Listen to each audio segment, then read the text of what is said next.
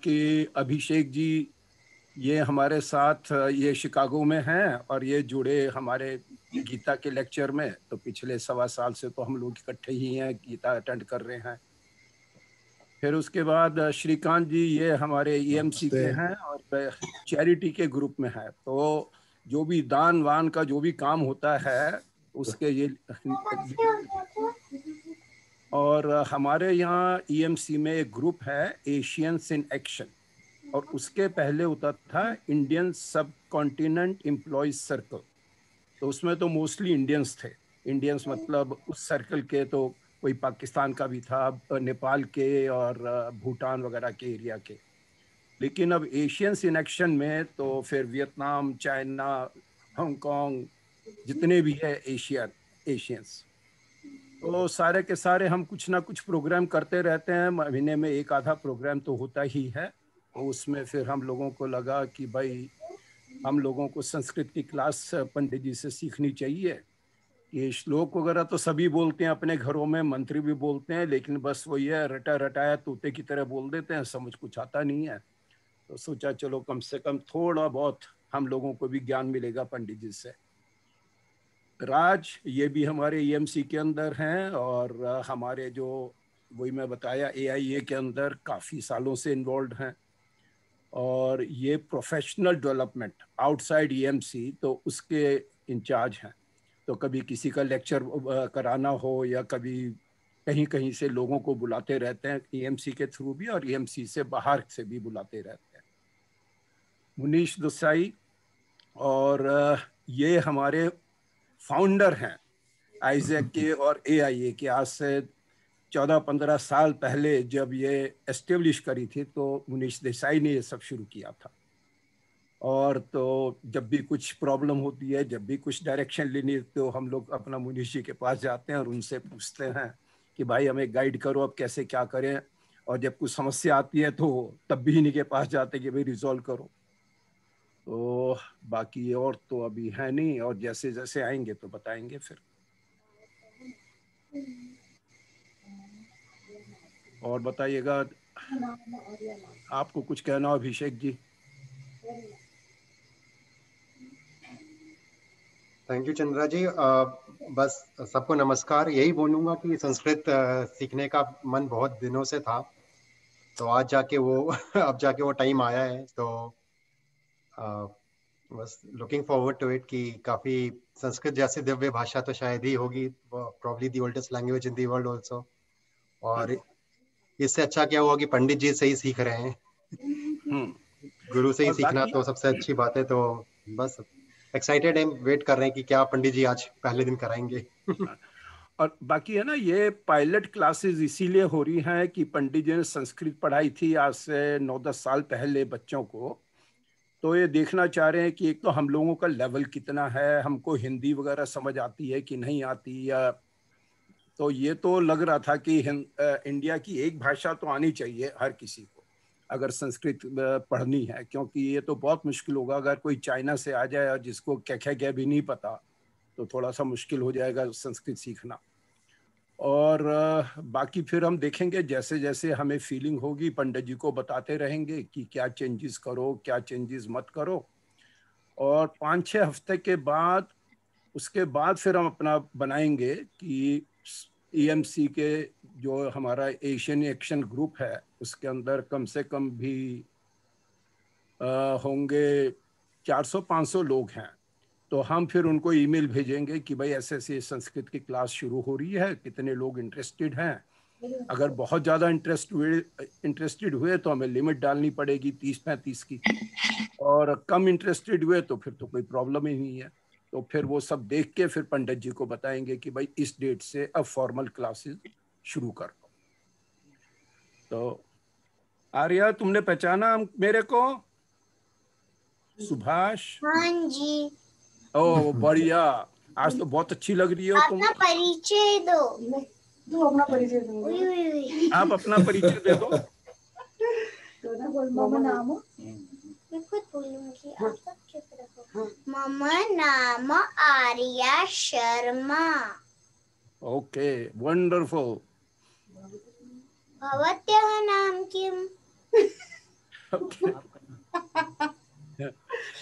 सबके नाम अभी, मेरा नाम सुभाष, अच्छा चलो चलिए।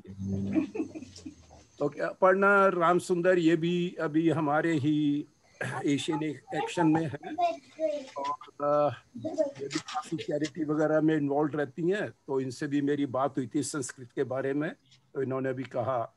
तो Aparna, actually we were giving introduction, so started with Pandit ji and then with everybody else. So again, at the end of the today's class, maybe I'll go through again, because otherwise people will keep joining and then I'll have to repeat it. Yeah. ठीक है पंडित जी, तो फिर अभी शुरू कर सकते हैं जैसे आप कहें। अच्छा। ओम सरस्वती नमस्तुभ्यं वरदे कामरूपिणी विद्यारंभं करिष्यामि सिद्धिर्भवतु मे सदा। एक बार आप लोग भी साथ साथ में बोल लेंगे तो अच्छा है सरस्वती माता को। ओम सरस्वती नमस्तुभ्यं सरस्वती ओम सरस्वती नमस्तुभ्यं वरदे कामरूपिणी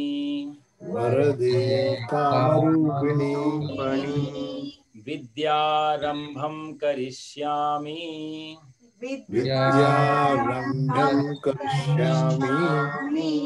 सिद्धिर्भवतु मे सदा।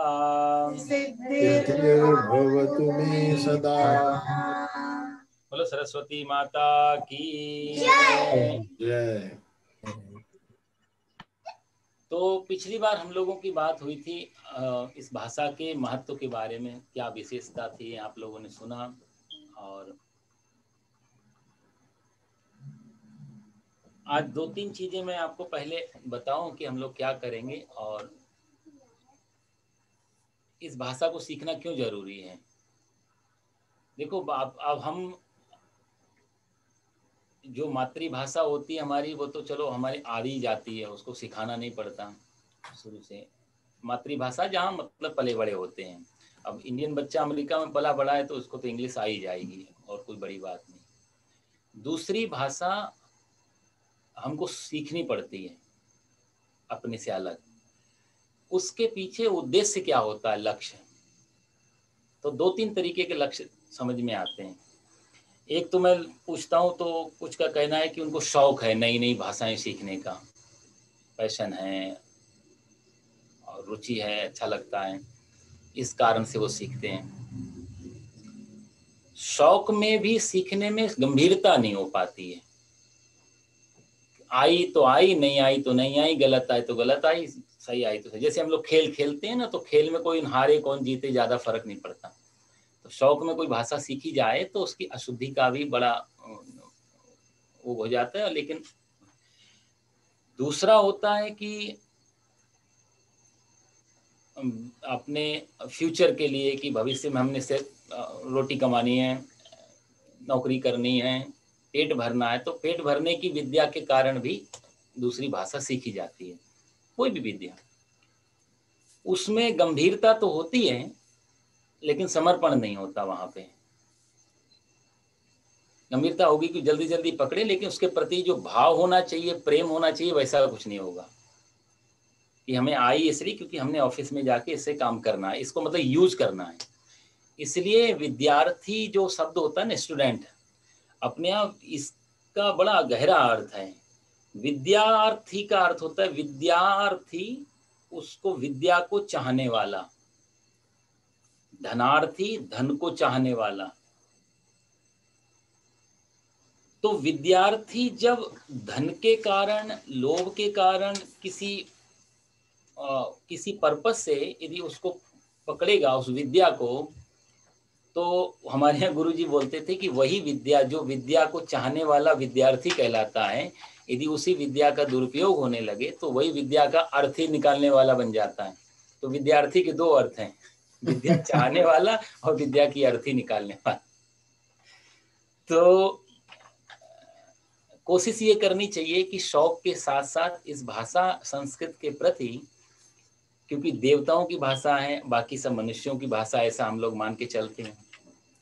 देववाणी है, और इस भाषा के अंदर इतनी गहराई है, तो इसके प्रति यदि हम गंभीरता के साथ साथ यदि हार्दिक हमको टच नहीं दिया इस भाषा को, तो ये भाषा का हमें जो परिणाम इफेक्ट आना चाहिए, जैसे कि संगीत आप लोग सुनते हैं, तो क्लासिकल म्यूजिक सुन रहे हैं और कई बार थोड़ी बहुत जानकारी है क्लासिकल म्यूजिक में, तो वैसा आनंद आएगा। ज्यादा जानकारी है, आप भले शास्त्रीय संगीतकार नहीं है, लेकिन शास्त्रीय संगीत में बहुत गहरी रुचि है, तो आप खो जाएंगे दो 4 घंटे भी उसमें। सिर्फ सारेगामा सरगम में ही, आलाप में ही इतना अच्छा लगेगा। और जिसको संगीत में कोई रुचि नहीं हो, गए क्या आलाप कर रहे हैं। जैसे हम लोग छोटे पे रेडियो खोल देते थे, तो कई बार वो आलाप आता था सिर्फ बंगाल से, और तो आलाप देख के लगता था ये क्या गाना है, आगे बढ़ो, जब तक हमें कुछ शब्द ना सुनाई दें, कुछ बातें ना बताए, अर्थ ना समझ में आए तब तक। लेकिन सारे संगीत उन्हीं 7 आलाप में भरा हुआ है। सरगम नहीं हो तो संगीत नहीं है। तो जरा सा यदि उसमें जानकारी हो, तो वही संगीत हमको फिर बोरियत नहीं देता, वो हमें रुचि बढ़ती है उसमें। और उसका अच्छा इफेक्ट ये आता है संगीत का कि मन शांत होने लगता है। तो ऐसी ये भाषा, ये संस्कृत भाषा एक भाषा ही नहीं है, ये हमारे मन पे भी बड़ा असर डालती है। मेरा जो अनुभव रहा संस्कृत पढ़ते समय, कि मन को भी बड़ा शांति देती है। आपको ये नहीं मिल रही हो, तो इसका मतलब कहीं ना कहीं हमारी तरफ से वो प्रयास नहीं हो पा रहा है जो होना चाहिए इस भाषा के लिए। दूसरी भाषा के बारे में मैंने विरोध किसी का नहीं है, पर अपना अपना खूबी है कि ये भाषा से हमको कहीं ना कहीं मन को भी परिवर्तन करने में, रूपांतरण करने में ये हमारे साथ बहुत सहयोगी भाषा है। तो वैसे तो भारतीय जितनी भी चीजें हैं, आप भारतीय संगीत ले लो, भारतीय व्यंजन ले लो, भारतीय भाषा जो देववाणी संस्कृत है, इसका अलग ही भाव है। हम लोगों ने सिर्फ काम चलाने के लिए कोई काम नहीं किया था। जितने भी शोध भारत में हुए, चाहे वो भाषा के अंदर हुए हों, व्याकरण के अंदर हुए हों, भोजन के अंदर हुए हों, जीवनचर्या के अंदर ही हो, दिनचर्या के अंदर ही हुए, सारे शोध हम लोगों ने अपने मन आत्मा की शांति शुद्धि को प्रमुख फ्रंट पे रख करके किया। टाइम पास के लिए या फिर किसी सिर्फ काम चलाने के लिए ऐसा नहीं किया। तो शास्त्रीय संगीत भी आज भारत का पूरी दुनिया में सबसे विलक्षण है। उसका कारण यही है। आप भारतीय संगीत में थोड़ी रुचि रखिए, आप जस्ट सुनना चालू करें कोई अच्छा राग, या वो आप देखेंगे कितना ही टेंशन में है, स्ट्रेस में है, बेचैनी में है, आप शांत होना चालू हो जाएंगे, यदि शास्त्रीय संगीत में रुचि थोड़ी जानकारी है। यही पॉप, रॉक, बाहर के वेस्टर्न म्यूजिक जो है आप सुनो, तो शांत वाला आदमी भी बेचारा बेचैन होना शुरू हो जाएगा। उसके हाथ पैर चलेंगे, वो हिलेगा डुलेगा, और कुछ ना कुछ जहां भी होगा वहां चैन से नहीं बैठ पाएगा। वो आदमी को दौड़ाने का काम कर रहे हैं, मन को, तन को, बुद्धि को, विचारों को आदमी को दौड़ाते हैं। अलग प्रक्रिया है, ठीक है। यदि हमें दुनिया में दौड़ना है तो हमें वो संगीत का सहारा लेना पड़ेगा, लेकिन यदि ठहरना है, चैन से, शांति से, थोड़ा सा अपने आप को, मन को शांत करना हो, तो शास्त्रीय संगीत। तो शास्त्रीय संगीत एक शब्द ही नहीं है, जैसे एक लय ही नहीं है, ट्यून ही नहीं है। वो ट्यून, वो लय, वो शब्द, वो सब विचारों का संग्रह राग के माध्यम से, वो सिर्फ शब्द ना हो करके कहीं ना कहीं एक ऐसी ऊर्जा भी है, ऐसी फ्रेक्वेंसी है जो हमारे माइंड को जाके जहाँ कहीं भी जो बेचैनी है, जो अंदर एंजाइटी है, सबको कंट्रोल करती। तो बायोलॉजिकल हिसाब से भी, शारीरिक विज्ञान में भी उसका उतना ही योगदान है जितना कि बाहर हम जो सुन रहे हैं और कान से। ऐसे ही इस भाषा का भी है। इस भाषा की गहराई आपको शुरुआत कर रहे हैं अभी, तो आप देखेंगे कि कितनी गहराई से, और इसको जब लिखा रचा होगा किसने, कब, कितना दिमाग लगाया होगा उस चीज में, सुनने, उसको लिखने के लिए। ऐमे ही कुछ सब कुछ नहीं हो गया, बहुत कुछ करना पड़ा। उसकी हम लोग देखेंगे आगे इसमें। तो इसलिए मेरी आपसे एक प्रार्थना ये है कि मैं भी बहुत ज़्यादा, तो साहब ये मेरा बहुत बड़ा फील्ड नहीं रहा कभी, क्योंकि पढ़ाई की स्टूडेंट बनने के बाद में फिर ये प्रीस्ट के प्रोफेशन में आ गया, पंडिताई करने लग गया, और बहुत ज़्यादा उधर अनुभव नहीं रहा। और एक समय, एक ऐसी चीज़ है, धीरे धीरे धीरे धीरे चीज़ें जो है विस्मृत होने लगती हैं। तो आप लोगों के सहयोग से और आप लोगों की प्रयास और कहा जाए तो आप लोग सब धन्यवाद के पात्र हैं कि मुझे मौका दिया इस चीज़ का, तो मेरा भी रिहर्सल हो जाएगा इस बहाने और बहुत अच्छा होगा। तो मैं प्रयास ये करूँगा कि जो है जितना है ऑथेंटिक रूप से, प्रामाणिक रूप से आपको दे पाऊँ और आपकी रुचि भगवान करे बढ़ती जाए। तो क्लासरूम बदले, टीचर बदले, लेकिन आपकी जिज्ञासा ना बदले, वो चलती रहे, तो नई नई चीज़ें आपके जीवन में किसी न किसी रूप से, माध्यम से वो आती रहें और सीखते रहें आप। ऐसी ललक, ऐसी इच्छा मैं पैदा करने की कोशिश करूँगा संस्कृत के क्लासों के माध्यम से। क्लास कहाँ तक पहुँचेंगी, कहाँ तक मैं आपको समझा पाऊँगा वो पता नहीं मेरे को, लेकिन इतना ज़रूर कोशिश करूँगा कि आप इसको छोड़ना मुश्किल हो जाए, तंबाकू सिगरेट की लत की तरह कोशिश करें। तो ऐसे हम लोग शुरू करते हैं। आज पहला दिन है कोई भी भाषा सीखने के लिए। सबसे पहले हमें वर्णमाला की जरूरत पड़ती है, अल्फाबेट होते हैं। पंडित जी एक मिनट प्लीज। हाँ जी। हाँ, अभी स्पेशली एटलीस्ट मुनीश को तो बहुत कम आता है हिंदी। अपर्णा को मोस्टली कुछ समझ में आता है, राज को पता नहीं है कितना समझ में आता है। मैं 4-5 सेंटेंस में आपका समरी बोल दूंगा उनको कि क्या क्या है और क्या आप शुरू करने वाले हैं जी। तो और Monish,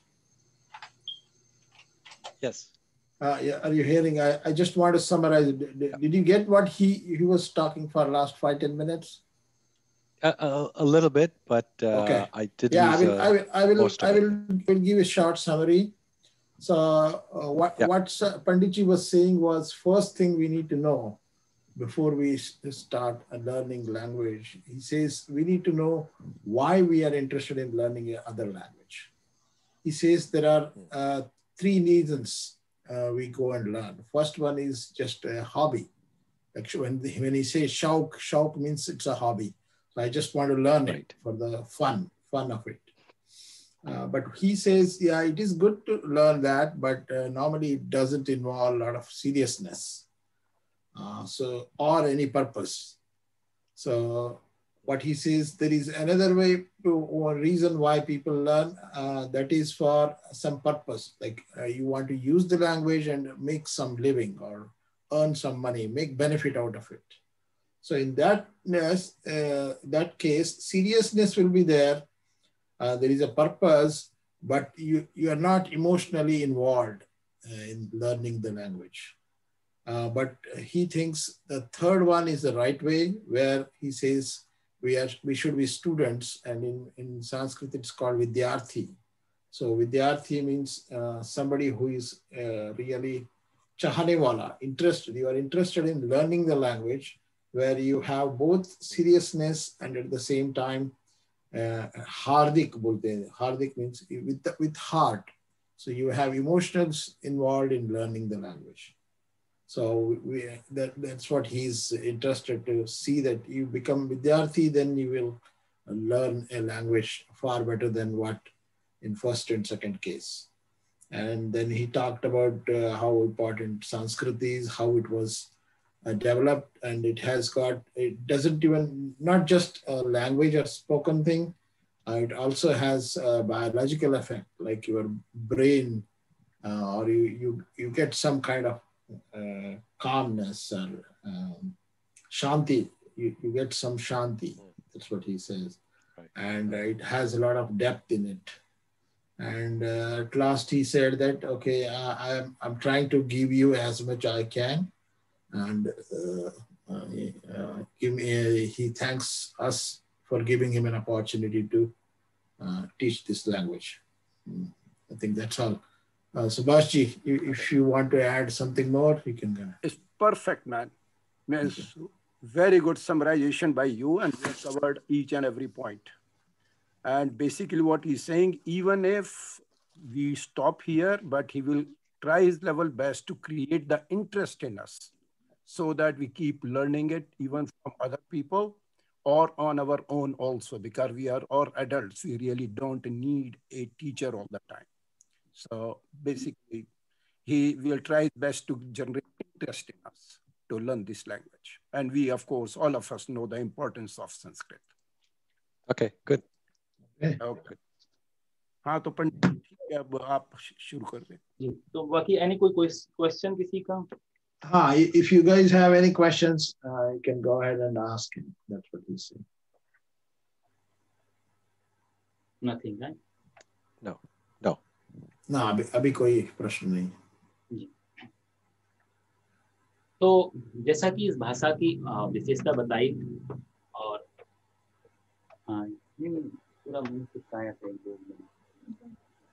तो इस भाषा की एक विशेषता और है कि इसको जैसा हम लोग लिखते हैं सेम उसका प्रोनाउंसिएशन भी होता है। तो प्रोनाउंस करना और लिखना ये दोनों में कोई डिफरेंट नहीं है। दूसरी भाषाओं में कई बार लिखना वर्ड अल्फाबेट कुछ अलग होते हैं और प्रोनाउंसिएशन अलग होता है और मीनिंग अलग होता है, 3 चीजें। तो उच्चारण, लिखना एंड मीनिंग तीनों में बहुत फर्क होता है। इसमें तीनों चीजें एक जैसी मिलती। दूसरी चीज, इसमें कोई अक्षर साइलेंट भी नहीं होता। जैसे इंग्लिश में बहुत सारे अक्षर साइलेंट है, आप लोग जानते हैं। साइकोलॉजी लिखना हो तो पी लिखना पड़ेगा, पी का कोई, तो जिसको बिल्कुल भी नहीं आती होगी तो उसको लिखना पड़े तो उसके लिए मुश्किल हो जाएगा। तो ऐसे ही इसमें कोई अक्षर साइलेंट नहीं है, लेकिन इसका एक ये है खासियत, इसका कोई अक्षर यदि साइलेंट कर दिया तो अर्थ, मीनिंग बदल जाएगा उसका। ये इसके साथ खतरे हैं। इसलिए इस भाषा को सबसे, दुनिया की सबसे शुद्ध प्योर लैंग्वेज बोलते हैं ऑफ द वर्ल्ड, सिर्फ प्रोनाउंसिएशन के कारण। फिर इसमें कई बार ऐसा होता है कि हमारे इसमें, इस लैंग्वेज में इतने सारे वर्ड हैं, इतने सारे शब्द हैं, भंडार है बहुत बड़ा। लेकिन फिर भी इस भाषा की एक सुंदरता और है कि इसमें एक ही शब्द के कई कई अर्थ निकलते हैं। जैसे कमल बोला तो कमल फूल हो गया, और कमल में औ का मात्रा लगा दिया, कमला कर दिया, तो माता लक्ष्मी का नाम है। एक शब्द आता है हम लोगों के पास में, सैंधव। अब धीरे धीरे आगे आपको बताऊंगा कि जब वाक्य हम लोग रचना करेंगे। तो सैंधव का अर्थ होता है नमक, और सैंधव का अर्थ होता है घोड़ा। दोनों अर्थ है, और एक ही प्रोनाउंसिएशन है और एक ही अल्फाबेट है उनके जो अक्षर है। तो ये हमें देखना पड़ता है कि आदमी यदि किचन में बैठा है, भोजनालय में बैठा है भोजन करने के लिए, और वो कहे सैंधव आने या सैंधव लाओ, तो कॉमन सी बात है कि कोई घोड़ा लेके नहीं आएगा वहां। और लड़ने जा रहे हैं और युद्ध हो रहा है और उस समय बोलो सैंधव आने या, तो कोई नमक लेके नहीं आएगा। तो ये आगे हम जब सीख जाते हैं तो ये चीजें पकड़ में आने लगती है, कौन पूछ रहा है और कौन से स्थान पे पूछ रहा है। तो इस भाषा की सबसे बड़ी सुंदरता ये है कि ये भाषा लिखने में, पढ़ने में और मीनिंग में, तीनों में कोई अर्थ नहीं रखती। एक चीज और भी है कि इस भाषा में कोई शब्द ऐसा नहीं है जिस शब्द का कोई अर्थ ना हो। अर्थ ऐसा नहीं कि जैसे कि हमने कमला बोला तो कमला माने लक्ष्मी हुई, लेकिन कमला माने लक्ष्मी क्यों हुई उसके पीछे हम व्याख्या कर सकते हैं कि माता लक्ष्मी का जन्म समंदर से हुआ, कमल भी पानी में ही निकलता है, तो कमल और कमला दोनों एक साथ पानी से ही प्रकट होते हैं, इसलिए माता लक्ष्मी को कमला कहा जाता है। तो जैसे अभी हमारे श्रीकांत जी हैं, अब श्रीकांत जी का नाम श्रीकांत है, हम पूछे श्रीकांत का मीन, तो हम बोलेंगे ये जो बैठे हैं इनका ये, तो हम बोलेंगे ये तो 5 भाई वो के हैं, लेकिन इसके अलावा श्रीकांत का मीनिंग क्या होता है। तो भारत के शब्दों के अलग अर्थ भी जाते हैं, वो सबसे बड़ी विशेषता पूरी दुनिया में अलग है। तो श्री, माता लक्ष्मी का नाम आ गया। फिर से श्री का अर्थ ऐश्वर्य भी होता है, श्री का अर्थ कांति भी होता है, श्री का फेम जो भी यहाँ फेमस है वो श्री है। लेकिन मूल अर्थ, अब श्री कांत में श्री जुड़ा है तो हम अर्थ लेंगे माता लक्ष्मी से। तो श्री और कांत मीन्स हो गया उनके हस्बैंड, तो लक्ष्मी के हस्बैंड हो गए भगवान विष्णु, तो श्रीकांत जी कौन हो गए, भगवान विष्णु। कितना गहरा भाव हो गया देखो पीछे। हम लोगों ने नाम को भी इतना, मतलब शब्दों को इतना महत्व दिया। किसी व्यक्ति का जब नाम भी रखना हो भारतीय संस्कृति में, तो ये चुन के रखना पड़ता था कि उस नाम का मीनिंग कहीं ऐसा तो नहीं कि गंदी फ्रिक्वेंसी आ रही है, हमारे को अच्छा नहीं लगता। तो हम नाम को भी बड़े अच्छी तरीके से खोज के रखते थे।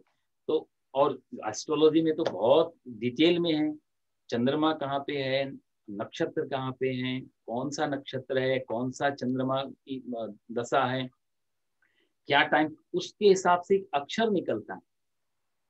तो 27 नक्षत्र होते हैं एंड एक नक्षत्र का 4 पाद, 4 चरण होता है इसका।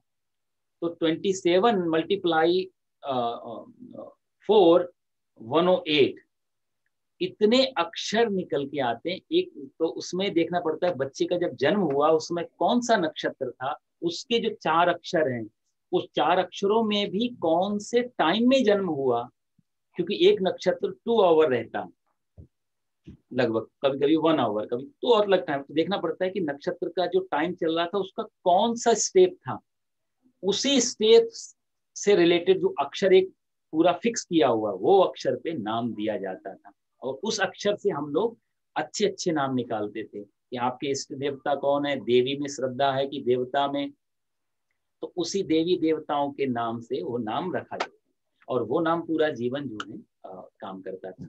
तो कहने का अर्थ है कि सब प्रश्न है, आप अभी जो बता रहे हो वो सब सिर्फ नाम का है, नाम इज नाउन किसी का, लेकिन बाकी के शब्दों का भी ऐसा उसका कुछ मीनिंग और इतिहास होगा?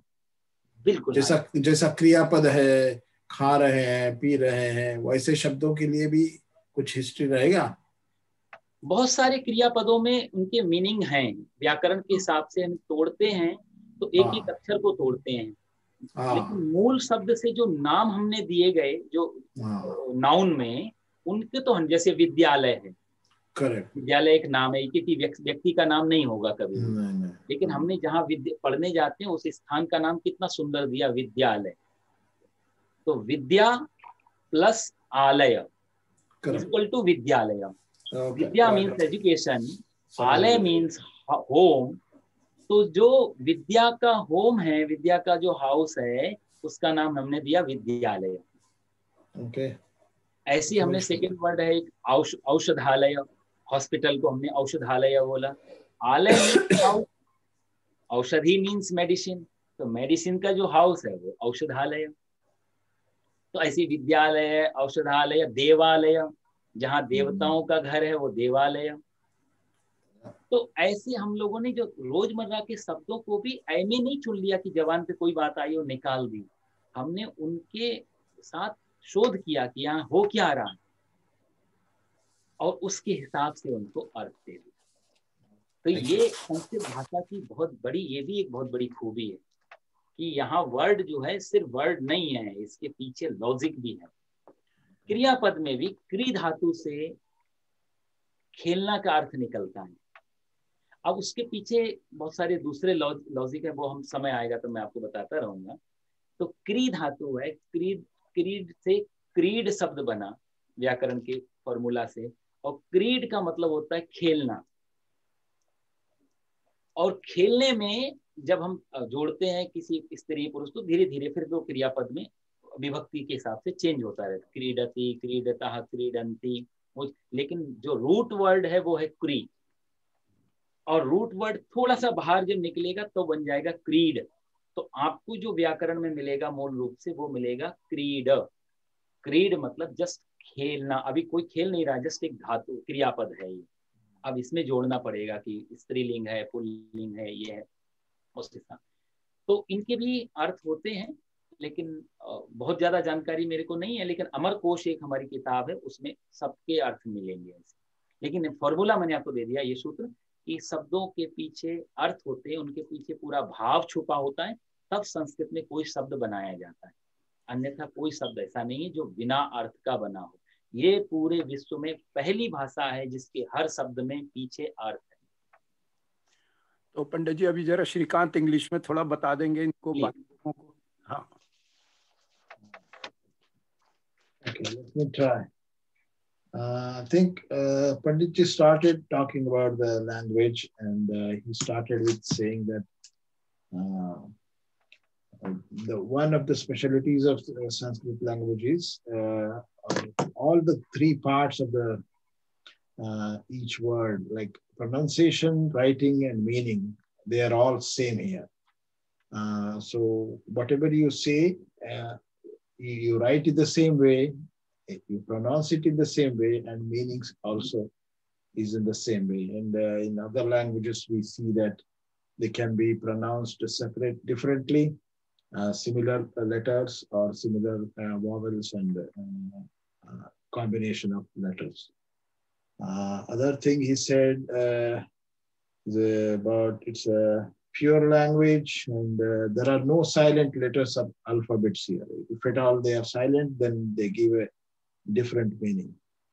And he gave some examples about how these words come from meaning. For example, he says the word Kamal, when say Kamal, it's lotus. When you make it Kamala, then it becomes a girl. And Kamala is also the name of goddess Lakshmi, because Lakshmi is born in water or through Kamal. That's why she is called as Kamala. And he gave another example of a word called Saindhav. Saindhav is something different here in this case. In Sanskrit, we have a number of words which have multiple meanings. That has to be taken in a different context. And for Saindhav, there are two meanings. One is called salt, another is a horse. So depending on if you are in the kitchen, so if you talk Saindhav, then you are talking about salt. If you are outside, it can be horse. I think he again talked about the examples of how these names have come. One of the way all the names, especially names for the people, which we have given, they are based on astrology. They say that there are 27 stars, and each star have 4 charan or 4 parts, and each part has 1 letter. So we have 108 different kinds of letters which are used to give the names. So based on when you are born and where the moon is, I think ours is a lunar calendar. So where the moon is or in which star or which particular segment, we get our names starting from that particular letter. I asked him a question that, Panditji, we are all talking about names. What about the other words, not exactly nouns? So he talked about other common nouns called like school. School is called in Sanskrit, it is Vidyalaya. So it is again, he relates it to what he said earlier. Every word has a meaning. So in this case, Vidyalaya comes from 2 words, Vidya and Alaya. Vidya is education or knowledge. Alaya is a place where it is given. So that's how school is called Vidyalaya. Similarly, you can compare with Aushadhalaya. Aushad means medicine. Alaya means place or hospital. So that's why hospital is called Aushadhalaya. And similarly, you can call temple as Devalaya, where Deva means gods, and where you have gods there for you do prayers and all. I asked him about even other words. He said he's talking about verbs. So I think it is very similar to even English language. We have different tenses for particular verb. Here, each verb has a root, and that is called as dhatu. So for playing, there is a dhatu called kri. And from kri, all the other words have come. From kri comes krida, and that can be used with different people. Like, for example, If a girl is playing, it is called Kridasi, Kridati, Kridataha. I think it depends on who is playing, the thing changes. So I think that's all. So पंडित जी जो आप लिख रहे हैं थोड़ा सा बड़ा लिखना पड़ेगा, नजर नहीं आ रहा। हाँ जी हाँ जी हाँ जी, वही मैं करूँगा, थोड़ा ये लिखना था। अच्छा, और थोड़ा सा थोड़ी सी Any questions? Raj, Manish, Parna. No, no. Okay.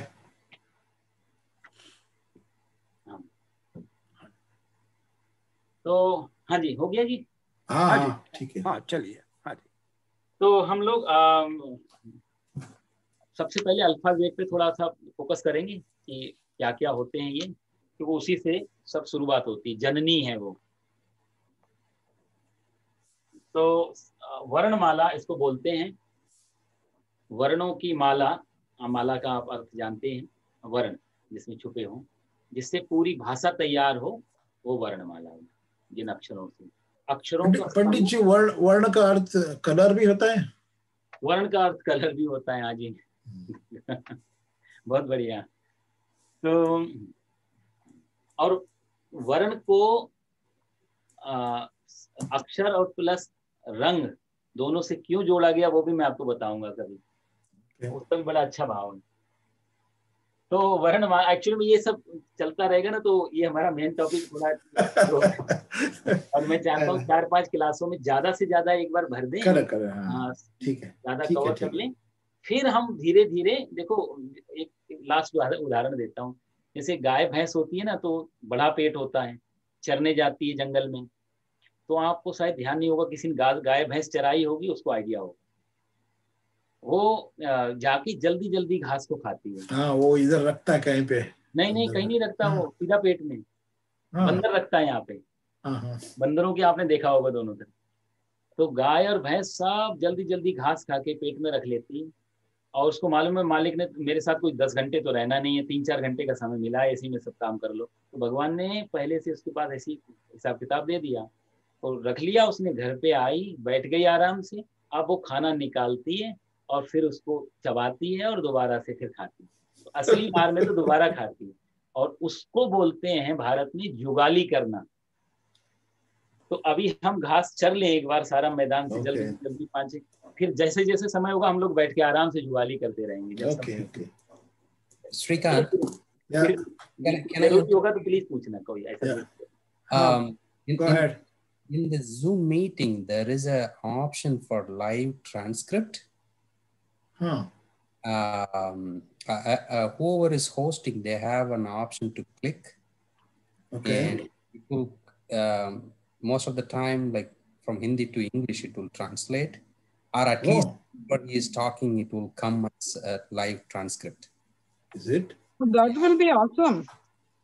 Yeah, so you see whoever is hosting, they have the 3 more buttons near to the shared screen, record, reaction, right? After that, there will be something, and where you click on the live transcript. So whoever is hosting, not Abhishek Bhaiya. Okay, so this is Abhishek here. I am the host, but I'm not able to see any kind of, whatever you said, right? There are 3 dots, or there's some next button next to pause, stop recording, and share screen. You go to any one of the view, speaker view or gallery view, and you will see underneath you see participants chat and share screen, record, right?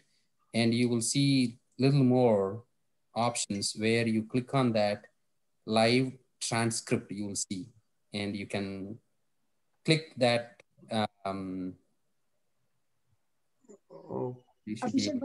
अभिषेक भैया वो होता है, अगर आप वो जो if it is not, then it's okay, you cannot see them. Bobby, so can you log in through admin?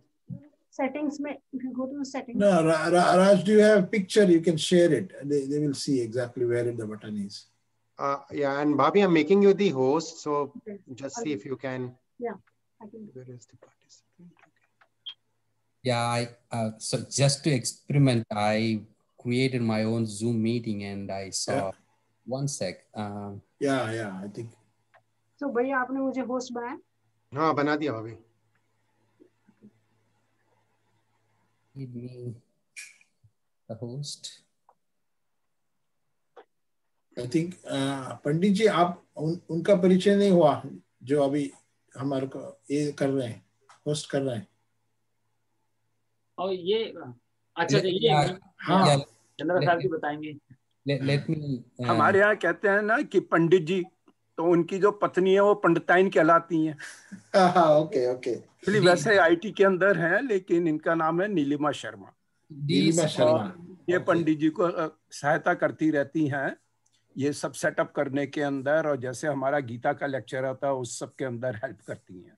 Okay okay, thank you Neelima ji. Thank you ji. Thank you Neelima ji, धन्यवाद। अरे नहीं कोई बात नहीं। I actually ना, if you can excuse me for this session, I will see, like, generally I know because I do for my office live transcript.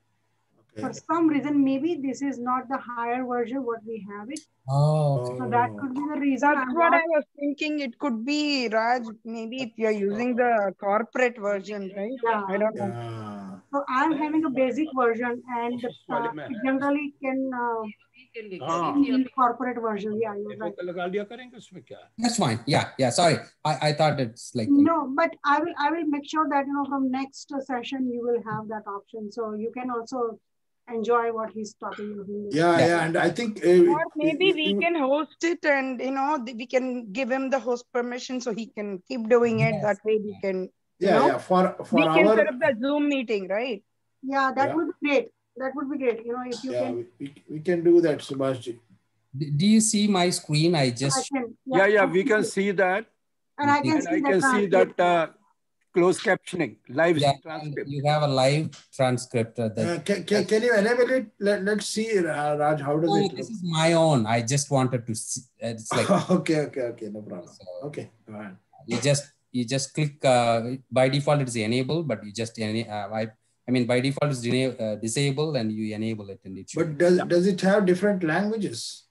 Yes, I do see a lot of language. I just happen to see many languages are there.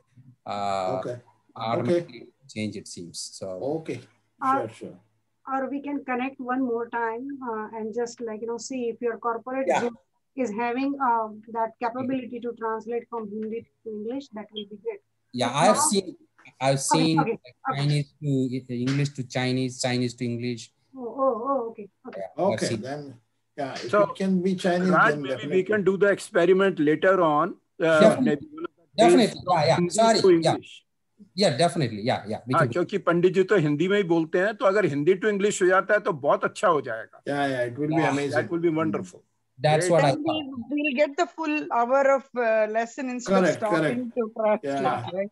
Yeah, because I'm not that, I can't convert what Pandit ji is telling. You're doing pretty good, Srikanth. No. Pandit ji ka bhav nahi aa raha hai. Srikanth, you did an awesome job. It's really I must say, he is going word by word. Yeah. So it's very amazing. Wonderful. Abhishek ji, we will reach offline, and we'll see if we can upgrade our version, and we can have this. Or we can have our own, right? Like from office, we can do that. Yeah, sure. See whether it works. Yeah, thank you. I'm going to stop my share, okay? Yeah, please. Thank you. Yeah, let us continue. I mean, yeah. We already have this. चलो. पंडित जी रुकावट के लिए खेद है. नहीं, पर idea बहुत अच्छा है, तो नेक्स्ट टाइम एक्सपेरिमेंट करके करेंगे. ठीक है. और देखो, दुनिया भी बनी थी ना शुरुआत में, तो हम लोग बोलते थे ना, पहले बंदर थे, धीरे धीरे इंसान बने. भगवान को भी अपग्रेड करना पड़ता है.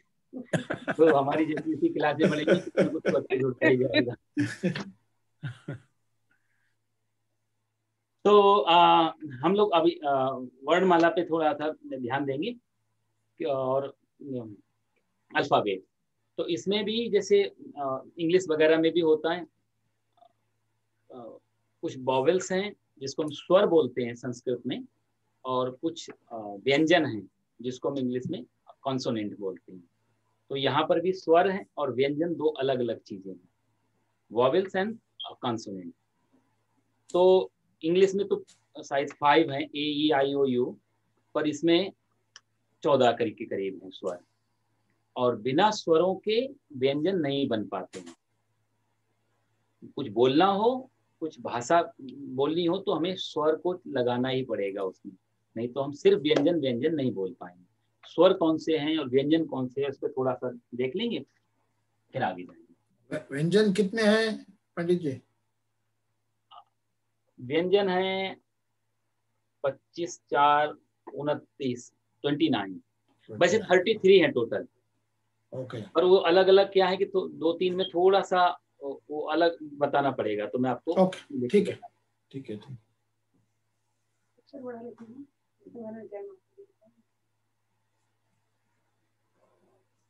ये है स्वर अ,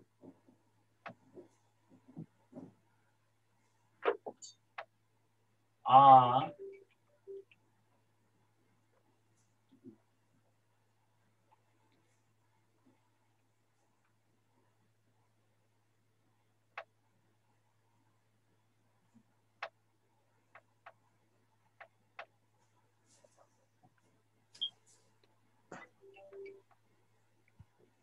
Can we zoom into the whiteboard? Yeah, I was about to. Bhabhi, can you spotlight Pandit ji? Since you are the host now. मेरा ही है इसमें पूरा, नहीं दिख रहा है? नहीं, वो भाभी आप मेरे को होस्ट बना दोगे तो मैं स्पॉटलाइट कर दूंगा पंडित जी को। हाँ, मैं करती हूँ जी।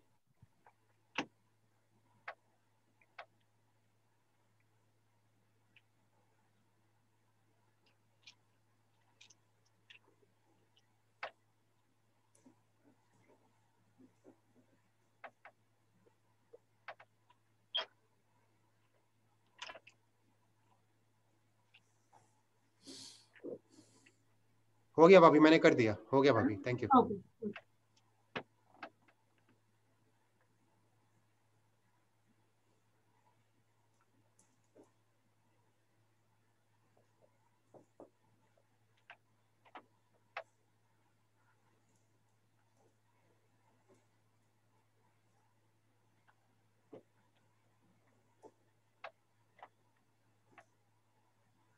दो, 3, 4, 5, 6, 7, 8, 9, 10, 11, 12, 13, 14। तो ये तो हो गए संस्कृत में वॉवेल्स, स्वर। इसको बोलते हैं स्वराह।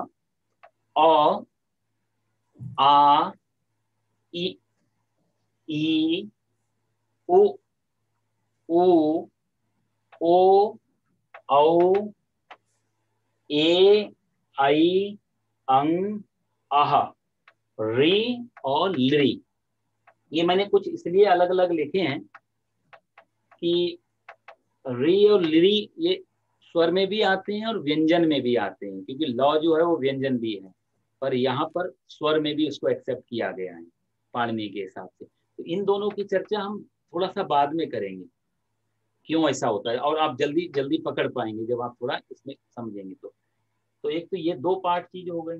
दूसरा ये अंग आह, इसको बोलते हैं अंग जो लगा है ऊपर बिंदी औ के ऊपर, इसको स्वर भी बोलते हैं और साथ साथ इसको अनुस्वार भी बोलते हैं। अनुस्वार का अर्थ होता है जो नाक से निकल, तो अनुस्वार बोलते हैं और स्वर भी है, तो वॉवेल्स प्लस अनुस्वार दोनों नाम है इसके। और ये जो अह लिखा है इसको हम लोग स्वर भी बोलते हैं प्लस विसर्ग भी बोलते हैं। तो जब कभी अह लगाना हो तो वहां पर आपने किसी भी अक्षर शब्द के बाद में 2 बिंदी देखी होंगी, तो उसका अर्थ यही है। और यदि अंग लगाना हो तो ऊपर जो बिंदी लगा देते हैं उसको मतलब ये अंग हो जाता है। तो इस तरह करके ये हमारे स्वर बनते हैं। स्वर का संस्कृत में अर्थ होता है स्वयं राजते।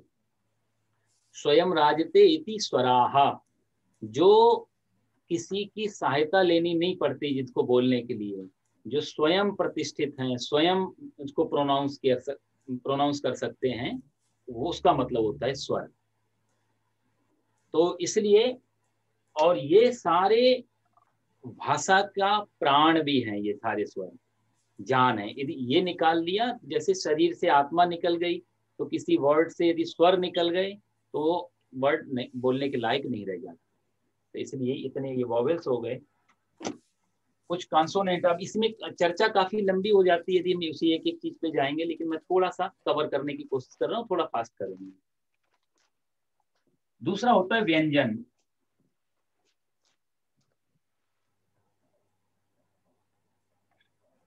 व्यंजन में आएगा क, ख, ग, घ और ग। च, छ, ज, ज, झ और य। थोड़ा मैं दोबारा लिखूंगा, नहीं पूरा आएगा नहीं। पंडित जी बोर्ड को थोड़ा सामने ला सकते हैं क्या कैमरे के? हाँ हाँ, एक बार मैं लिख लेता हूँ फिर मैं आपको पढ़ के बताता हूँ। हाँ जी, हाँ जी, ठीक है जी। फिर यहाँ रख के फिर बता दीजिए। तो ठीक है भाभी जी। हाँ,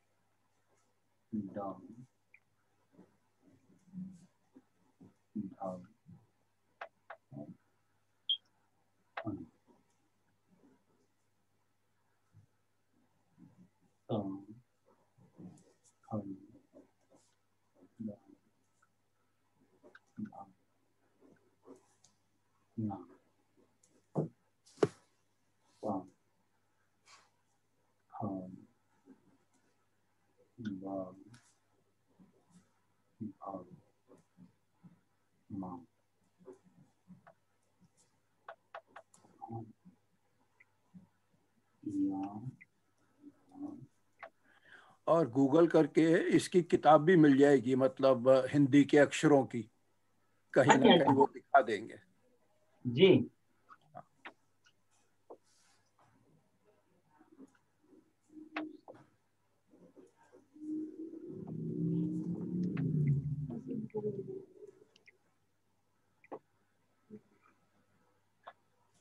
इसमें दो तीन अक्षर और भी रह गए हैं, वो मैं आपको बाद में समझाऊंगा। इसमें त्रा रह गया, ज्ञ रह गया और एक तीन अक्षर रह गए। तो नहीं। अब थोड़ा दिख रहा है आपको? अभी बेटर है, काफी बेटर है पंडित जी। थोड़ा सा अपनी तरफ खींच लीजिएगा पंडित। हाँ थोड़ा सा और, बस बस हो गया, ठीक है पंडित। तो ये हो गए 5, 10, 15, 20, 25 और 26, 27, 28, 29, 30, 31, 32, 33, 33 ये टोटल। इसमें दो तीन हम और जोड़ेंगे, अगली क्लास में ले लेंगे, वो उसकी फिर अलग से व्याख्या करनी पड़ेगी।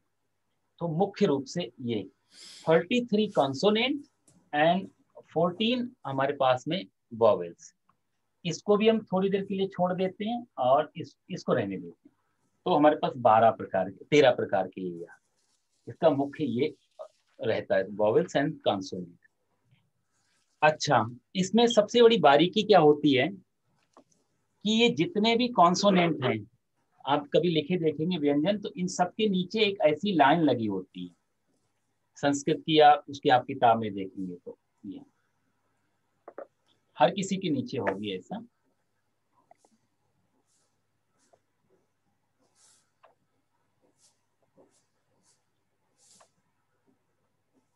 ये जो लाइन होती है इसका अर्थ होता है हल संस्कृत में। इस लाइन का मीन्स हल, तो इसको हम हल भी बोलते हैं। यदि हम पूरे को बोलना पड़े शॉर्टकट में, सिर्फ व्यंजन ही बोलने हो, तो हम इसको टोटल को कर देंगे हल, ऐसा। तो इस जब हल वर्ड बोलने से मीन्स ये सब के सब उसमें आ जाएंगे। ये भी प्लस यौवी, रौवी, लौवी, वौवी, सौवी, ये शौ और ये। तो एक चीज तो आप ये पकड़ना, जब कभी संस्कृत आदि आप पढ़ रहे हो तो ऐसी कोई लाइन आए तो इसका मतलब हल। अब हल का मतलब क्या होता है? हल को व्याकरण में, ग्रामर में बोलते हैं हलंत। हलंत मीन्स हल।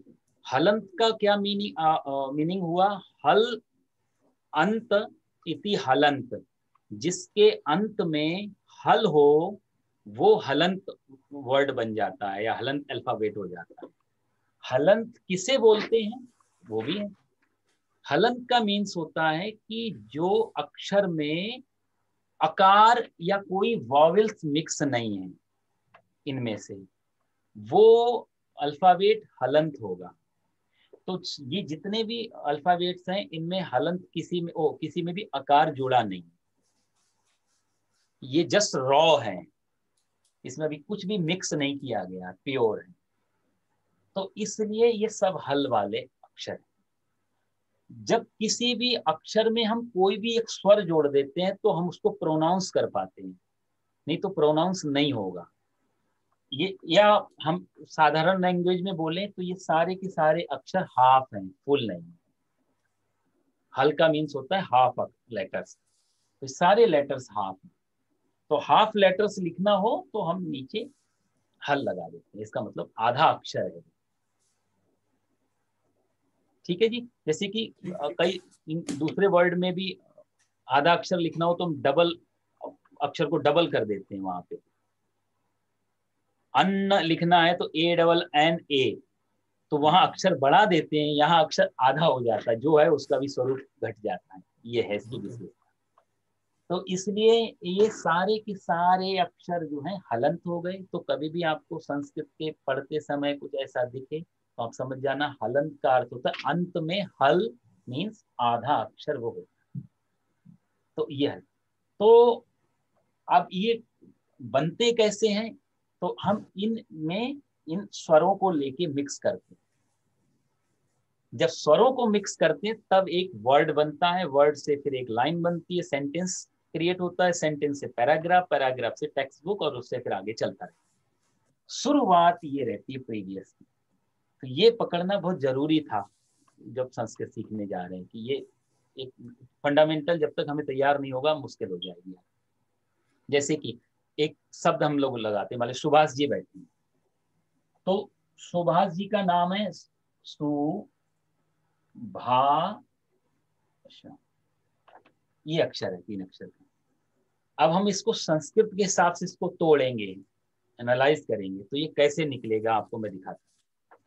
सबसे अक्षर पहला उच्चारण और बहुत इजी है, तो इसलिए मैं बहुत बारीकी में नहीं जाऊंगा क्योंकि आप लोग सब समझ सकते हैं। तो सबसे पहला हमारा प्रोनाउंस क्या हो रहा है सुभाष में, सौ शब्द पहले निकल रहा है, तो हमने 100 रख दिया ऐसे। अब इसको कर दिया हमने हलंत, ये है 100 आधा। इस सा में ऊ की मात्रा जुड़ी हुई है, ये ऊ की। अब छोटे ऊ की है ना, क्योंकि छोटा हुआ है। सुभाष नहीं है ना, सुभाष है तो छोटा हुआ, तो सु प्लस ऊ। अब दूसरा थर्ड लेटर आया हमारे पास भ, तो प्लस भ, और भ भी हलंत होगा, आधा होगा कि कॉन्सोनेंट हमेशा आधे होते हैं, हलंत होते हैं। अब भा में आ की मात्रा, बड़े माँ की आ की मात्रा जुड़ी है, तो हमने ये बड़ा आ यहाँ निकाल लिया, तो भ प्लस अ एक ही। और फिर लास्ट में आया ये षटकोण वाला श, तो ये हमने ऐसे लिया। और इसमें सुभाष आधा स नहीं है, सुभाष पूरा वर्ड है, इसमें अ भी जुड़ा हुआ है, तो प्लस आ, ये बनेगा सुभाष जी का पूरा। यदि हम नाम को एनालाइज करेंगे तो ऐसे श का हल का श होगा ना। ओ सॉरी, हाँ जी, बिल्कुल ठीक है। ठीक है जी। तो ऐसे वर्ड तैयार होते हैं। जब हम इसमें कोई भी, यदि हम सारे स्वरों को निकाल लें तो आप इस 3 शब्दों को बोल ही नहीं पाएंगे। तो कहा जाए कि कॉन्सोनेंट का जो प्राण है, जो पावर है, वो असली पावर यहां से आ रहा है, वॉवेल्स। यदि वॉवेल्स नहीं होंगे तो ये किसी काम के नहीं रह जाए। तो आप कोई भी नाम आपस में ऐसा तोड़ के देख सकते हैं, ये आप होमवर्क में भी ले सकते हैं। अपने अपने नाम को इस हिसाब से तोड़ेंगे कि बस वो कॉन्सोनेंट लेंगे प्लस उसमें जो वॉवेल्स छुपा हुआ है वो ले लेंगे। और उसमें जो अगला व्यंजन होगा उसको ले लिया। इस तरह करके आप 2, 4, 8, 10 नाम कर सकते हैं। नेक्स्ट टाइम आप लोग हमारे साथ शेयर कर सकते हैं कैसे क्या है। यहाँ तक कोई क्वेश्चन हो आपका तो आप पूछ सकते हैं। आपने एक शब्द यूज किया मात्रा। मात्रा का अर्थ क्या होता है? स्वर ही होता है? मात्रा, ये सब मात्रा ही है। ये स्वर मीन्स मात्रा है। हाँ वही तो, स्वर का और एक नाम होगा मात्रा।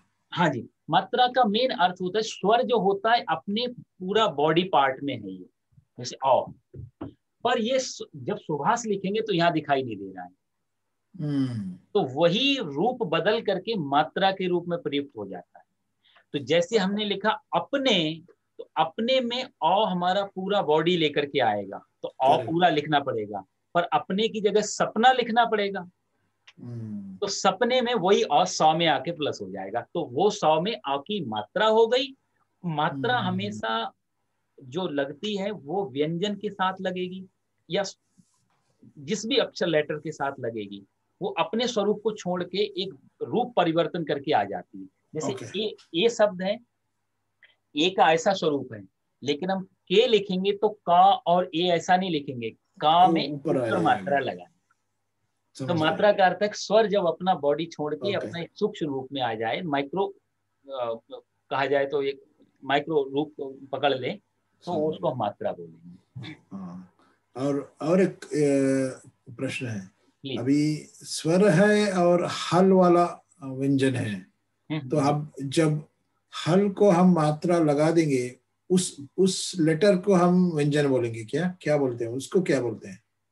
नहीं, वहां पर उसको कुछ नाम नहीं है अलग? नहीं, अभी शुद्ध रूप से ये स्वर है, ये शुद्ध रूप से व्यंजन है। करेक्ट।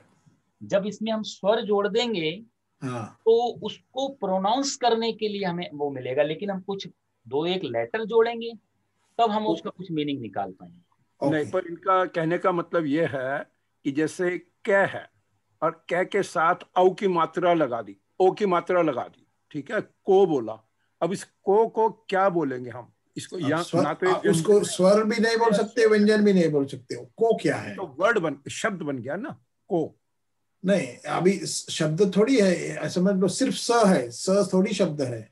नहीं स और अ जोड़ दिया, हाँ, स बन गया। वो स एक ही लेटर है, उसमें मात्रा भी है, लेकिन वो शब्द भी नहीं है, व्यंजन भी नहीं है और स्वर भी नहीं है। उसको क्या बोलेंगे? राइट। तो ये जब हम, जैसे ये हमारे पास रॉ मटेरियल हो गया ना ऐसा, जैसे हमारे पास ए है, ए लेटर में आता है कि वर्ड में आता है? दोनों में आता है। वैसे दोनों में आता है, स्पेशल है वो। आई थिंक सडनली निकल गया, बस वो एक है। आई एम सॉरी, पर दोनों में आता है। मैं, आप सही कह रहे हैं। ये शब्द लेटर में भी है, और जब अ जोड़ देते हैं तो हमारे को एक्सिलरी हर वर्ब का भी काम करता है, साथ में यदि सहायक क्रिया। तो जब ये ऐसा है तो इसका कोई अर्थ नहीं बना। करेक्ट, उसका कोई अर्थ। लेकिन हमें जब कहते हैं भाषा का शुरुआती अक्षर, यदि हमें कुछ बोलना है तो बोलने के लिए हमें दोनों तरफ से हेल्प चाहिए होती है। हमें कॉन्सोनेंट भी चाहिए, हमें वर्ड भी चाहिए, और उनको जब मिक्स करते हैं तब मीनिंग निकल के आता है। जैसे हमने क में अ जोड़ दिया तो उसका कोई वैसे मीनिंग नहीं है, अपने आप में कोई मीनिंग नहीं है। लेकिन ऐसे ही 2-3 अक्षर मिला दिए, 2 अक्षर एक से अक्षर डबल हो गए, तब फिर कुछ ना कुछ अर्थ निकलना चालू हो जाएगा। जैसे प में हमने अ जोड़ दिया तो पा बन गया, ना में ई जोड़ दिया तो नी बन गया, मिला के हो गया पानी। लेकिन सिर्फ पा ले लेंगे तो फिर नहीं आएगा, कोई मतलब नहीं। हाँ, ये एक इसका ये है कि कभी कभी, पर वही है कि ये लैंग्वेज में स्कूल का टॉपिक नहीं है, अलग है। जैसे कि हमारे पास जल शब्द है, जौ में भी अ है, लौ में भी आ है, और 2 अक्षर मिलके बनता है जल। जल मीन्स वाटर। अब जल को भी वाटर क्यों बोला गया? तो जौ का मतलब होता है सिर्फ जौ, एक ही लेटर, उसका मतलब होता है जायते इति जौ, जिससे जन्म होता है, जिससे पैदा होते हैं, वो है जौ। और दूसरा लेटर है लौ। लौ का मीनिंग होता है लियते इति लौ, जिसमें खत्म हो जाए, जिसमें समाप्त हो जाए, वो है लौ। तो ये सारी सृष्टि के लिए भी जल शब्द लिया जाता है। जल का मतलब होता है जिससे पूरी सृष्टि पैदा होती है, जायते सृष्टि इति ज, जिससे सारा यूनिवर्स तैयार हुआ, वो है ज। और जिसमें बाद में सारी लियते सृष्टि इति ल, जिसमें सारी सृष्टि लय हो जाएगी, खत्म हो जाएगी, वो है ल। इसलिए हमने सृष्टि को पैदा होने का और विनाश होने का, दोनों का जो कारण है, वो दो अक्षर को मिलाकर के हमने जल बना दिया। सही। तो वहां पर एक ही अक्षर का है, तो पर वो वेदांत की क्लास चलेगी, तो उसमें ये सब Okay. इस क्लास में थोड़ा सा मुश्किल होगा। और वैसे भी हमारा एक, यदि हम इसी जल को सामान्य एक लाइन में आपको बताना चाहूँ, तो भी आप गौर करके देखना। किसी महापुरुष की लाइन थी कि गर्भवास में प्रथम दिवस हर मानव जल का बिंदु है, और बाहर आकर बनता कोई मुसलमान कोई हिंदू है। हमारी भी सृष्टि वही जल के बिंदु से स्टार्ट हुई है। और मजे की बात, स्टार्टिंग पॉइंट भी जल का बिंदु पूरा 70, 80, 100 साल जो भी गुजारा, और गुजारने के बाद जब मर जाएंगे, और मरने के बाद में जब हमारा क्रियाकर्म होता था अग्निदाह, अग्नि संस्कार करने पर भी पूर्ण नहीं, वो राख को ले जा करके गंगा में बहाते थे, वहां भी जल, शुरुआत में भी जल, और जहां बहा करके निपट आए वहां भी। आप देखो पूरी हमारी जीवन भी जल से ही, लकड़ी वाला हो गया। तो अब तो ये चर्चाएं मतलब एक अलग चली जाएंगी पूरी, यदि हम ऐसी जाएंगे। तो मेरा भाव यह है कि मुख्य रूप से ये समझने की चीज है कि व्यंजन में जब तक स्वर नहीं जोड़ेंगे, तब तक कोई व्यंजन अपना काम नहीं कर पाएगा।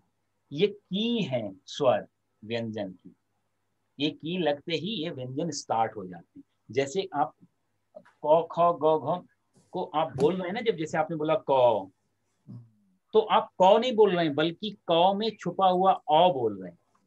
आप कभी ट्राई करेंगे तो आप कॉन्सोनेंट को कितनी देर बोला जा सकता है, तो कहते हैं व्याकरण में कि जितनी देर में एक बार आंख हम पलक झपकते हैं ना, उतनी देर ही बोल सकते हैं कोई भी कॉन्सोनेंट को। इससे ज्यादा बोलना हो तो आपको स्वर का हेल्प लेना पड़ेगा। आप करके आप क ख ग घ एकदम बोल के देखें बिना अ लगाए। आप कोशिश करेंगे, आप 3 अक्षर भी क्या 2 अक्षर भी नहीं बोल पाएंगे, बहुत जबान अटकेगी। तो भाषा को तैयार करने के लिए ये स्वर बहुत ज्यादा जरूरी हो जाता है, और फिर व्यंजन का अपना रोल शुरू होता है। स्वर इसके प्राण है लेकिन छुपे हैं। जैसे शरीर दिखाई देता है, इसके भीतर जो आत्मा है वो दिखाई नहीं देती, पर आत्मा के कारण ही इतना 5 फुट का शरीर एक्टिव है। ये स्वर का भी, व्यंजन का भी है, इसके भीतर आत्मा रूपी स्वर छुपे हुए हैं, तभी ये हमारे एक्टिव हैं। तो एक तो ये चीज हो गई। टाइम थोड़ा आगे लगेगा, अगली क्लास में फिर हम इसी में लेंगे, क्योंकि गहराई एक बार डीप थोड़ा ये समझ में आया ना फंडामेंटली सारा, तो बाकी भाषा आप बड़ी आसानी से पकड़ पाएंगे। पंडित जी जरा 1 मिनट, मुनीश श्रीकांत, मुनीश से पूछ कि समझ आ रहा है कि उसको इंग्लिश में ट्रांसलेशन चाहिए। Hello Munish. Yes. Yeah. Do you need a translation, or you can sort of make out what is happening? No, I can. Yeah, I can make out. Okay. Okay. Sounds but good. But if Shrikant, he's been doing a good job with translating. But I think when we do the class, you would probably have to. I will do that. Translate. Yeah, I will do that. If the live transcript doesn't work as well as we think it would. I agree. Yeah, I will do and that. I have a suggestion. I put into chat, Panditji. Yeah. While you are explaining the different pronunciations, depending on the context and all that, maybe you can ask the attendees to also say the pronunciation. That way, you can say, "Oh, repeat after me," blah blah, and just so that the audience is engaged. Correct. Yeah. Yeah. पंडित जी, उनका कहना है आप जब अभी कुछ शब्द अभी उच्चार कर रहे हैं, अभी सुभाष का जैसा किया या और कोई शब्द किया, तो आप हम जो सुनने वाले हैं, आपसे सीखने हैं, तो हमको भी उसमें भाग लेने के लिए बोलो कि जब बोलेंगे सुभाष, तो हम सबको कहना कि आप भी बोल दो सुभाष एक बार। सो आप उनको इंटरैक्टिव कर दो, उनको भी आपके स्टडी में भाग लेने के लिए ये कर दो। ऐसा कह रहे हैं। नहीं परफेक्ट, हाँ वो जरूर वो मैंने सोचा हुआ है। हाँ, मैं जरूर आप लोगों को, क्योंकि बिना मुझे भी जाने कि आप लोग पकड़ पा रहे हैं नहीं है वो ये ना किया आगे नहीं बढ़ूंगा। ठीक है, ठीक है, तो बस आज मैं सिर्फ भूमिका बना रहा हूँ ये। ठीक है, ठीक है। अगली बार से मैं आप ही लोगों में से किसी न किसी से पूछूंगा कि करेक्ट, आप क्वेश्चन बनाओ और आपस में आंसर बनाएं। करेक्ट। तो क्वेश्चन आंसर यदि आपके आपस में चलेंगे तो मुझे थोड़ा आइडिया मिलेगा। समझ गया। ओके, जरूर definitely. he is planning to do that. That's what he said. Yes, good. तो ये व्यंजन हो गए, स्वर हो गए, इतना तो हमारा कंप्लीट हो गया, राइट। 33 हमारे व्यंजन और 2 4 6 8 10 12 और 14 वॉवेल्स। तो वॉवेल्स प्लस कंसोनेंट ये हमारी समझ में आए। इसमें एक चीज थोड़ी और होती है वो समझने वाली, ये भी हमारी आगे भाषा में काम आएगा। जैसे हमने ये 5 अक्षर लिए क ख ग घ ग यहाँ तक, तो ऐसे हम 5 की लाइनें हैं। च छ ज झ ज ट ठ ड ढ ण और त थ द ध न और प फ ब भ म। ये 5 की लाइनें हैं। इसको हम यदि शॉर्टकट में बोलना चाहेंगे तो हम बोलेंगे, इन सबको बोलते हैं वर्ग भी, वर्ग। तो अब इसको शॉर्टकट में बोलना हो पहली लाइन को तो हम आपको बोलेंगे क वर्ग। क वर्ग, तो क वर्ग मीन्स क में आने वाले 5 अक्षर, है ना। वर्ग मीन क्लास, तो क की क्लास क्या है कि 5 लेटर्स आ गए इसमें। ऐसे ही हमारे पास हो जाएगा च वर्ग, ऐसे होगा ट वर्ग, ऐसे होगा त वर्ग, ऐसे। तो एक वर्ग बोलने से मतलब हो जाएगा होल फैमिली जो उसके पास जितने भी हैं, तो इनके पास ये 5 लेटर आ जाएंगे क वर्ग में। तो आगे जब भी कुछ ऐसी बात निकलेगी हम बोलेंगे वर्ग, कौन सा वर्ग है, तो उसमें आप 5 अक्षर, ये सिर्फ इन्हीं अक्षरों के साथ होता है, इसलिए 25 ये अलग रखे जाते हैं, बाकी नीचे रखे जाते हैं। इनके पास अपनी एक फैमिली है, बाकी ये सब तीर है, इनके पास कोई फैमिली ऐसा नहीं, और ना स्वर के पास कोई फैमिली है ऐसा, तो इसके पास नहीं। तो एक इसकी ये पहचान हो गई। अगली बार फिर हम इस पर थोड़ी और चर्चा करेंगे। दूसरी एक और इसकी सबसे बड़ी बात होती है, वो होती है कि इन सब का एक स्थान होता है। ये बहुत बारीकी चीज है भाषा की, जो अब मैं थोड़ा सा डीप जा रहा हूँ। तो इसका सबसे गहरा जो वो है, इसकी सुंदरता क्या है इस भाषा की, वो ये है कि हर किसी अक्षर का हमारे मुख के अंदर एक स्पेसिफिक प्लेस है जहां से वो अक्षर निकलता है। यदि वहां से वो अक्षर नहीं निकलेगा, इसका मतलब हम अशुद्ध बोल रहे हैं, हम मिस्टेक कर रहे हैं प्रोनाउंसिएशन में। वो सबसे बड़ी सुंदरता रहेगी, ये हमारे सेंटेंस बनाने में काम आएगी। तो इसको आपने बहुत ध्यान से सुनना है। तो जैसे ये क वर्ग है, क ख ग घ ग, इसका एक टोटल स्थान होता है, इसको बोलते हैं कंठ। कंठ को क्या बोलेंगे? नेक। नेक। तो क वर्ग का स्थान हो गया कंठ।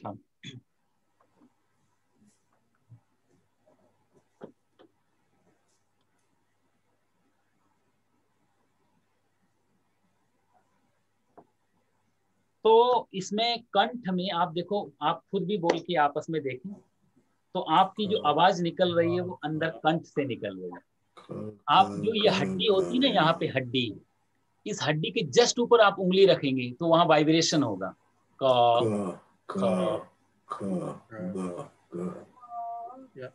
ये 5 के 5 लेटर यहाँ से निकलने की वजह से इसका एक और शॉर्ट नेम हो जाता है कि कंठ लेटर्स, या कंठ वर्ण, या कंठ वर्ग, ऐसा भी बोलते हैं व्याकरण। तो बड़ी जब हम आगे क्लासों में जाते हैं तो वहाँ इतना सब तो नहीं वो किया जाता, तो वहाँ जस्ट फॉर्मूला आते हैं, जैसे पतंजलि ने, पाणिनि ने जस्ट फॉर्मूला रख दिए। तो हमें वो कंठ वर्ण बोलना उन्होंने कहीं लिख दिया, तो हमें समझ में तभी आएगा जब हम ये बेसिक जानकारी रख पाएंगे कि वो किस लेटर की बात कर रहे हैं। तो ये कंठ वर्ण है। क ख। अगली बार हम लोग सब लोग प्रोनाउंस भी करेंगे इंडिविजुअल इंडिविजुअल, थोड़ा टाइम लगेगा लेकिन कोई बात नहीं, ज्यादा डीपली जाए। आज मैं जस्ट एक बेस बना देता हूँ। ठीक है। हाँ जी। तो जैसे और दूसरा है चौ वर्ग। चौ वर्ग, चा में आने वाले 5 लेटर चौ वर्ग। तो चौ का जो वर्ग है, इक्यू, हमारे संस्कृत में इसका सूत्र आता है इक्यू यशानाम तालु। ई और चौ वर्ग में आने वाले सारे लेटर्स तालु से रिलेटेड होते हैं। तो ये है हमारा तालु। तालु। तालु। तो तालु जो है, आप बोले, आप देखो इसमें भाषा में ऐसा भी नहीं कि हमें सिर्फ वर्ड पकड़ने, हम प्रैक्टिकल भी कर सकते हैं। जो ऊपर वाला दांत है, इसके भीतर का जो ऊपर का जो हिस्सा है दांत, जीभ वहां जाके लगनी चाहिए, उसको बोलते हैं तालु स्थान। तालु। तालु। च, छ, ज, झ, ञ। बार बार जीभ वहीं जाके लग रही है। तो दांतों के ऊपर के स्थान को इंग्लिश में क्या वर्ड रखेंगे इसमें? मैं ढूंढ लूंगा, मुझे तो पता नहीं अभी। होमवर्क करके आऊंगा नेक्स्ट टाइम। नीलू कह रही है पैलेट बोलते हैं। PALELATE। अच्छा अच्छा अच्छा, तालु को पैलेट। चलो बाद में देख लेंगे। हाँ जी जी। तो ये इसको तालु वर्ण भी बोलते हैं, तालव्य वर्ण भी बोलते हैं। संस्कृत का वर्ड है तालव्य। तालव्य वर्ण मीन्स चौ में आना। इसमें बाद में मैं आपको फिर और बताऊंगा, ये जो गौ है और ये जो या है लास्ट वाले लेटर, इसमें थोड़ा सा और फर्क पड़ेगा। तो वो फर्क भी मैं आपको बाद में समझाऊंगा, क्योंकि इसको यों बोलते समय हमें नाक का भी सहारा लेना पड़ रहा है। तो इसलिए ये कैसे तालु का बना और इसका दूसरा जगह भी हिट कर रहा है ये, तो वो क्यों इसमें जोड़ दिया, उसकी अलग व्याकरण है। वो देखो, इसकी भाषा की बड़ी सुंदरता ये है, एक भी चीज फालतू नहीं है और हर चीज के पीछे बहुत बड़ा लॉजिक और रीजन, दोनों चीजें। जस्ट ऐसे ही कोई भी चीज नहीं रखी गई। भाषा को बनाने के लिए भी हमारे ऋषियों ने कितना गहरे जाकर के देखा। जरा सा प्रोनाउंस अलग हुआ, वो जीव ने जस्ट आधा इंच का जगह बदल दिया, हम लोगों ने उसका स्थान का नाम ही बदल दिया। अब देखो आप थर्ड वाली लाइन, ट वर्ग है तीसरा। ट वर्ग में इसका स्थान हो जाता है मूर्धा। मूर्धा। तो मूर्धा जो है ट, अब आप देखो इसमें च बोलते समय और च बोलते समय और ट बोलते समय आप देखेंगे तो जीभ थोड़ी सी और ऊपर जाएगी, जहां दांत के पीछे लग रही थी वो तालु से थोड़ी और भीतर को चली जाएगी, थोड़ी सी कर्व। हाँ, उसी स्थान में। पहले दांतों के पीछे यहाँ लग रही थी, अब ये यहाँ पे आके लगने लगेगी। तो वो स्थान कहा जाता है मूर्धा। और कहा जाए तो ये जो हमारा स्थान है यहाँ पे, इसके ठीक नीचे ये स्थान आके पड़ता है। इसलिए आपने एक शब्द सुना होगा कि ये मूर्धन्य विद्वान है, ये मूर्धन्य लोग हैं, क्यों? मूर्धा शब्द बुद्धि से जुड़ा होता है। तो कहते हैं कि जब हम इस अक्षर को ज्यादा से ज्यादा उच्चारण करते हैं, ये हमारी बुद्धि को जाके हिट करता है। इसलिए मूर्धा वाले अक्षर जो हैं हमारी मेधा शक्ति को, मेधा मतलब बुद्धि को, ये मूर्धा को बढ़ाते हैं। मूर्धा ऊपर वाले स्थान। मूर्धन्य का मतलब होता है ऊपर, शिखर, टॉप। तो टॉप पे जाके जब जीभ लगेगी तो ये अक्षर मूर्धा के सारे अक्षर निकल के आए। तो इसको संस्कृत में मूर्धन्य लेटर भी बोला जाता है, मूर्धन्य वर्ण। तो ये पहचान होगी। बाद में इसके बाद हो गया तौ वर्ग। तौ का जो स्थान है वो है दंत। दांत लगता है, दांत वाले हैं। तो आप बोलेंगे त, थ, द, ध। पांचों अक्षर में जीभ को दांतों से टच होना ही पड़ेगा। यदि कोई कोशिश करके बिना जीभ टच करे बोल ले, इसका मतलब वो अशुद्ध बोलेगा। ये भाव है। ये क्योंकि ये इसी मैंने आपसे पहले कहा था ना कि संस्कृत एक एक्सरसाइज की भी लैंग्वेज है। इससे पूरी एक्सरसाइज होती है माउथ। ऐसे लोगों को सर्वाइकल नहीं होता साहब, गलगंड नहीं होता, दमा नहीं होती और नेक की प्रॉब्लम नहीं होती, बहुत सारी चीजें चली जाती है यदि हम इनके अक्षरों को शुद्ध उच्चारण करें। ये कहीं ना कहीं हमारी बॉडी में जाके ऑर्गन्स को हिट करती हैं। तो ये दंता मतलब दांत से निकलने वाला, और पा वर्ग जो हो गया लास्ट का सबसे, ये हमारा टच करता है ओष्ठ। ओठ। ये इसके लिए हमें ओठ की जरूरत पड़ेगी। तो जैसे हम बोलेंगे प, ह, ब, भ, म, तो एक भी ओठ बिना टच किए हम ये अक्षर नहीं बोल सकते। तो पा वर्ग के लिए ओष्ठा। ठीक है जी।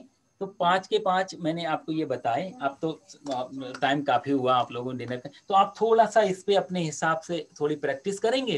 नेक्स्ट क्लास में हम इसको दोबारा फिर से एक बार करेंगे। तो मैंने जल्दी जल्दी थोड़ा करके कि कहीं तो ले जाना था, नहीं तो पिछली बार की तरह से इंट्रोडक्शन ही रह जाता। नहीं, काफी अच्छा है। आज का बहुत कुछ हमको सीखने को मिला आज। तो कोई क्वेश्चन वगैरह होगा तो उससे अगली बार ले लेंगे, और आप लोग थोड़ी प्रैक्टिस करेंगे। और मैं कोशिश करूंगा कि आप लोग आपस में भी कि आप सुभाष जी या श्रीकांत जी, आप जी आपस में किसी का भी नाम लेके आप उनसे बुलवा सकते हैं। तो आप वो मेरी हेल्प बीच बीच में करना जहां जहां आपको लगे। ठीक है ठीक है जी। Okay. Thank you very much. बहुत बहुत धन्यवाद। बहुत धन्यवाद। Thank you Pandit ji. और फिर अगले शुक्र को फिर मिलते हैं वही 6 बजे। हाँ जी। सर्वे भवन्तु सुखिनः। और इसी जूम पर, इसी लिंक के ऊपर अभिषेक जी, इसी लिंक के ऊपर ना? जी चंद्रा जी। ठीक, बढ़िया। वो गीता वाली लिंक है ना, राइट? ये हाँ वही है। ओ फिर ठीक है। हाँ तो आप श्रीकांत जी टाइम हो तो आप लोग हमारे पास गीता जी का जो चलता है संडे को, इसमें भी आप जुड़ सकते हैं।